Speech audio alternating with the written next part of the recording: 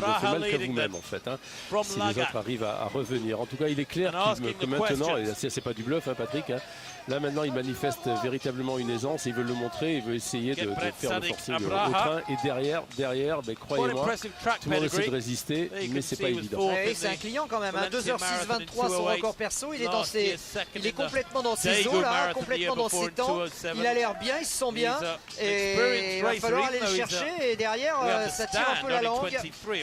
C'est normal, là il va y avoir 1 km, voire 1,5 km, très difficile, et après ça va exploser en fait. Hein, voilà. En plus, la dernière partie du parcours est quasiment la plus compliquée, hein, au niveau de la déclivité, au niveau des bosses, des virages. Ouais. Des grandes lignes droites quand même aussi, mais c'est vrai que c'est faut plat descendant, remontant après. Bon, je vais vous dire, c'est pas voilà, c'est ce qui est exactement ce qu'on disait, c'est-à-dire que maintenant ça va s'étirer un petit peu, tout le monde essaie de résister, mais vous pouvez résister 1 minute, 2, mais au bout de 3, c'est pas juste un petit détour, Christophe Baudouin, notre réalisateur, par Benjamin Malati, tout ça pour vous dire que nous avons reçu un message de Johan Diniz, notre champion du 50 km marche, champion du monde, recordman du monde, et qui dit il faut tout recommencer de zéro, il faut tous faire des sacrifices. Et il faut qu'il y ait un gros travail de fond et recréer les fondations du marathon français. C'est vrai qu'il n'y a plus de marathon. Oui, ça fait un moment, mais il est peut-être temps de prendre les choses en main, parce que quand on voit un garçon comme Benjamin aujourd'hui et sa détresse, eh bien lui avait envie de venir, et peut-être qu'il aurait fallu, comme le dit Bob, peut-être l'aider un peu plus par rapport à son projet. Oui, surtout ce qui est un petit peu angoissant pour lui, c'est 2 ans, une année de progression de 13 à 2,12, et puis après 2 ans où il se recherche. Donc c'est vrai, c'est pas comme le 100 mètres, vous faites pas un marathon tous les dimanches, vous avez une contre-perte, vous repartez pas 15 jours après. Mais c'est vrai quand même qu'il y a une petite interrogation par rapport à ça, et on lui souhaite de trouver les clés. En tout cas, l'Éthiopien a un bras, fait des dégâts en 1 km. Oui, Kanda a sauté là, Kanda qui était tout à l'heure, qui caracolait en tête du groupe, c'est fini pour lui. Vous voyez qu'on passe d'un état d'euphorie à un état d'abattement en quelques centaines de mètres. Et pour Kanda, bien sûr, c'est terminé. Et donc là, on remonte de l'arrière pour voir à 3 km de l'arrivée les dégâts occasionnés par le démarrage brutal d'Abra, l'Éthiopien. Et là, les positions maintenant sont, je dirais pas fixées, ça peut encore bouger un petit peu, mais enfin, quand vous êtes dans le... Regardez, il marche par paire, hein, en fait. Hein. Il y en a un qui tient, en tout cas. Voilà, quand vous êtes dans la 4e paire, vous ne viendrez pas devant, en tout cas, il est pas seul. Voilà. Oui, c'est celui qui nous avait fait finalement la meilleure impression, et qui a, comme vous le disiez Bob, amorti le démarrage violent, et qui maintenant peut-être a les meilleures performances. Là, c'est psychologique, hein. Il est repassé tout de suite devant, il n'a pas attendu. On voit bien l'Éthiopien qui commence un petit peu à subir. Ça va être intéressant de voir aussi son comportement à l'Éthiopien, pour voir si physiquement il tient. Et on voit Coco qui se met légèrement sur la droite pour pas que l'Éthiopien prenne sa roue. Regardez, on voit l'Éthiopien qui fait l'effort vraiment pour se mettre derrière, entre guillemets, pour courir l'aspiration, même si... Ouais, l'écart est en train de se faire. Kotut là. Kotut est très fort sur ses appuis en fait. Hein. Oui. Alors c'est vrai que sa position de bras est un petit peu, enfin, je dirais, elle n'est pas standard, mais enfin ça c'est pas important, hein. Les épaules sont mobiles, mais il est très fort en appui. Court en plante, hein, d'ailleurs, hein, regardez bien. Hein. Et court en plante, alors bon, il y a beaucoup de discussions par rapport à ça, il ne faut pas chercher, hein. Chacun a son style, il y a même des Kenyans qui posent le talon, hein, mais ça roule vite. Simplement, ils sont habitués à courir depuis très jeunes sur des cailloux, pieds nus, etc. Ceci explique aussi cela, ne vous amusez pas forcément, même si c'est la mode, à vouloir courir comme ça. Le 0,855, son record perso était nettement moins bon, il va l'exploser aujourd'hui. Il va l'exploser. Quand vous pensez qu'il a fallu 4 ans à Gebre Selassie pour gagner son premier marathon, son record du monde, pour gagner 2 minutes 36. Il est relâché, regardez son visage. Il est très relâché, très relâché. Les lèvres qui sont relâchées. Il intériorise. Voilà. Il intériorise, hein. Il est dans lui, il ne se disperse pas. C'est son jour. C'est son jour à Kotut, on l'avait vu depuis tout à l'heure, depuis le 30e, quand il a montré le bout de son nez. Et là, les dégâts sont importants. Stéphane est toujours avec nous. Oui, je suis toujours là, et attention à Semlani maintenant qui revient, qui est en train de revenir. Semlani, on l'avait vu en début de course et il s'est bien cassé après, mais il est en train de revenir là, attention. Il avait l'allure aussi, plus relâché au niveau des bras que Kotut. Et avec un grand braquet, tous les différents, moins heurté. Attention parce que là il l'a en ligne de mire. Et il a l'air vraiment très concentré. Il ne court pas pour la deuxième place, très clairement. Il court en portant son regard droit sur le dossard de Kotout. Il n'est pas loin, hein. Il n'est pas loin du tout. Hein. Il est à quoi? Il est à 4 secondes, 4-5 secondes. Ouais, et là, c'est rien du tout. Hein, 4 secondes. Surtout qu'il reste 2500 mètres, je vais vous dire, c'est rien. On voit bien sur marathon, on l'a vu au 4e kilomètre à Bra, l'Éthiopien qui attaque. Et puis là maintenant, 2 km après, il est même plus sur le podium, il est 4e. Ouais, il a explosé. Il a explosé. Le problème, c'est qu'il est, comme le disait Bernard, il a été victime de sa propre accélération. 2 km à parcourir. Chemlani peut-il revenir sur Kotout? Et il y a quelqu'un qui revient sur Chemlani aussi, c'est Korir. C'est le petit Korir avec ses bas. Ça va être un final finalement. Oui, ça va être très compliqué, hein. C'est pas fait encore. Non, parce qu'il n'y a qu'une seconde et demie. C'est pas fait, mais là, Kotout a contré, je crois, pour Chemlani. Maintenant, ça va être difficile. Il fallait qu'il reprenne du terrain. Il était en train de reprendre et on cède à nouveau. Et il est sous la menace en plus maintenant de courir. Donc psychologiquement, il va peut-être chercher à défendre sa deuxième place. Et donc ça va faire les affaires de Kotout. C'est vrai que Kotout était dans sa course, il avait lâché les autres, il ne s'est pas forcément retourné. Alors ce dernier ravitaillement, celui qui pose toujours problème, faut-il le prendre ou pas le prendre à 2 km, hein. C'est pas forcément lui qui va vous aider, mais là l'écart est reparti à nouveau effectivement. Et c'est terrible, c'est terrible parce que Chemlani qui était conquérant il y a à peu près 30 secondes de ça, et bien maintenant il est résigné. Il est bien Kotout, je pense on va pas aller le chercher, on va pas aller le chercher. Mais alors comment il a été renseigné parce qu'il s'est pas retourné? Non, au début il était dans sa course, il avait lâché, peut-être après il a senti, on lui a dit peu importe. Enfin, je pense qu'il a eu les capacités de réactivité, je dirais sans violence, hein, à son aise, il est véritablement en dedans. Mais c'est comme ça le marathon. Un jour vous volez, puis le lendemain vous ramassez.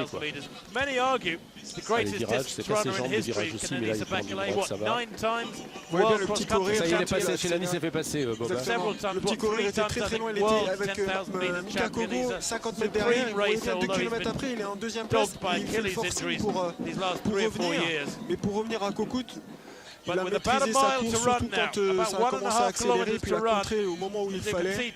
Il a fait en fonction de ses moyens aussi du jour, hein, et puis sa course est intelligente. C'est vrai que sur cette distance-là, je dirais que c'est pas le dernier kilomètre, c'est le dernier tour du 1er mètre, hein, donc c'est beaucoup plus, on a beaucoup plus le temps de voir et d'expliquer les choses, d'expliciter. Par contre, c'est vrai qu'il est surprenant avec son, je dirais, son centre de gravité. Il court penché un petit peu. Un petit peu plus de la composante. Oh là, c'est rigolo. De la composante, je dirais, de la propulsion en fait. Hein, voilà, il pousse plus qu'il ne va tracter. C'est son style. On va rentrer dans le dernier kilomètre. Chemlani va essayer de sécuriser sa 3e place. Korir, lui, la seconde, et devant, vous le voyez. Peut-être non plus pour la deuxième. Non, non, pour la deuxième, c'est pas fait, mais pour la première, en revanche, c'est dans la poche. Regardez, imperturbable, aucun rictus, il a un équilibre parfait au niveau ventilatoire. On voit qu'il a un équilibre parfait, en fait, il est absolument pas en détresse. J'ai l'impression qu'il pourrait enchaîner avec la deuxième marathon. Oui. Kotout there, making the most of it. Non, mais enjoying these conditions, il n'y a pas de signe de fatigue. Mais quand vous êtes comme ça, vous pouvez tenir 2 km de plus. Voilà. Qui est idéal, et puis au niveau de sa foulée, il pourrait encore gagner en économie, parce qu'il a fait aujourd'hui, il va battre son record de plus d'1 minute, ça va être un gros succès, puis ça peut être aussi un futur grand marathonien. Pour la deuxième place, effectivement, rien n'est fait encore. Est-ce que Chemlani, qui s'accroche à la foulée de Korir, a les ressources pour sprinter? On va voir. Et alors toujours cette attitude assez atypique, le corps, le buste complètement penché en avant. Ah oui, non. Il n'y a pas de règle. Hein. Mais non, il n'y a pas de règle. Chaque corps s'organise en fonction de ses segments, de sa puissance, sa souplesse, son geste. Hein, c'est aussi génétique. Hein. Et un petit, juste avant, on a juste le temps de voir Timothy Beaumier, parce qu'on ne l'aura pas beaucoup montré aujourd'hui, qui aura fait vraiment une superbe course, le Français, que l'on voit là sur la moto. Voilà, merci Christophe. C'est bien aussi de rendre hommage à Timothy Beaumier, qui aura fait une course très intelligente et qui sera revenu de l'arrière. et qui aura, et on lui souhaite, réussi son objectif, c'est-à-dire courir en 2,15. Oui, c'est ça, parce que je crois qu'il avait encore combien de 2,16, passer de 16. Voilà.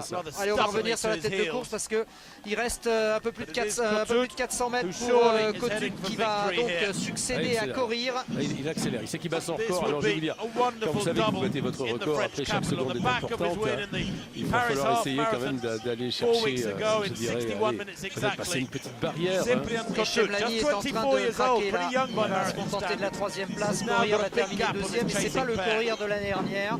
C'est pas celui qui a gagné l'année dernière, c'est son homonyme. Il va prendre la 2e place de ce 40e anniversaire. On voit que Chemlani est un peu en rupture là. Kokout là il est euphorique parce qu'il sait qu'il va battre son record, il sait qu'il va gagner le marathon de Paris. Et qu'il va gagner beaucoup d'argent parce qu'il y a ça aussi bien sûr. 50 000 plus 25 000 je crois si c'est 300 de 10 et tout.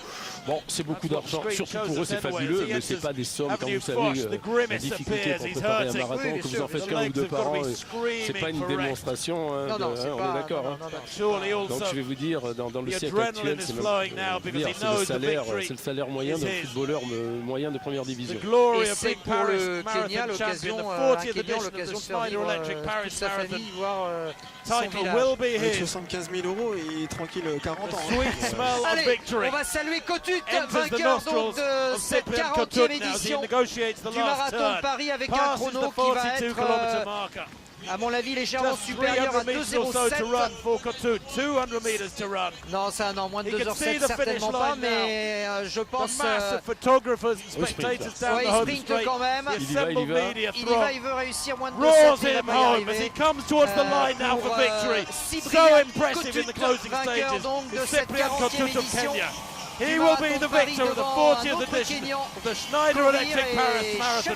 The champion in 2016 crosses the line just outside 2:07.